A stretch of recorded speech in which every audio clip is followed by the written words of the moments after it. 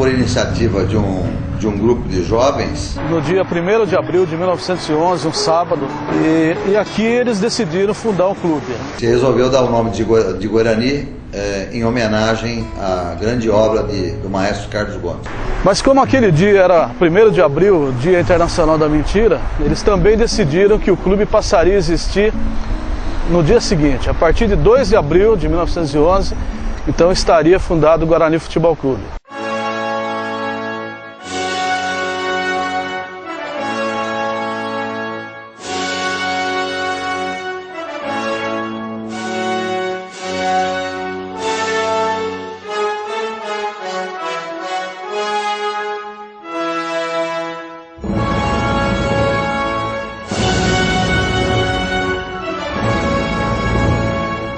O Guarani, ele não só é o primeiro campeão brasileiro do interior, como é o único.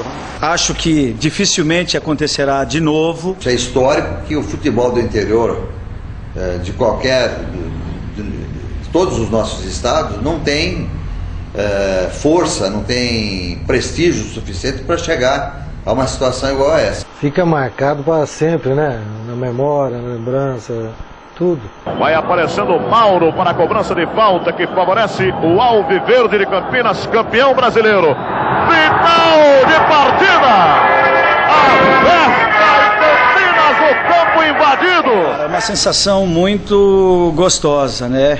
Que a gente sente de ter participado desse momento de glória do Guarani. Não é que foi por acaso, não. Acho que nós fizemos por merecer.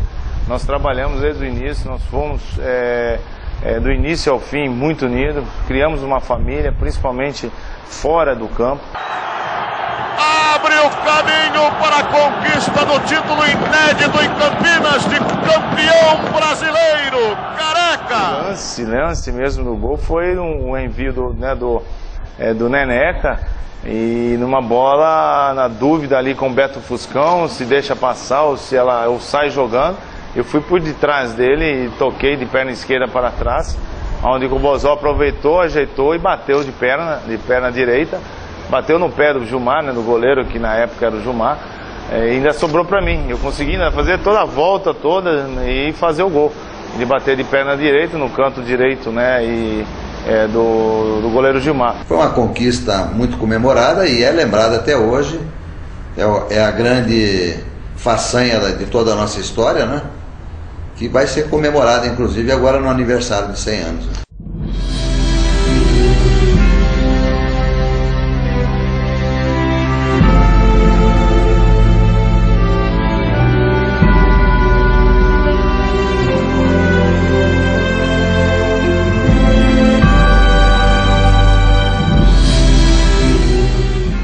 E o Guarani sempre gatinhando, nunca conseguia nada. Pintou isso, é claro que dá saudade. Agora o Guarani então é um pouco desestabilizado, assim, né? Teve um período muito conturbado aí na parte administrativa.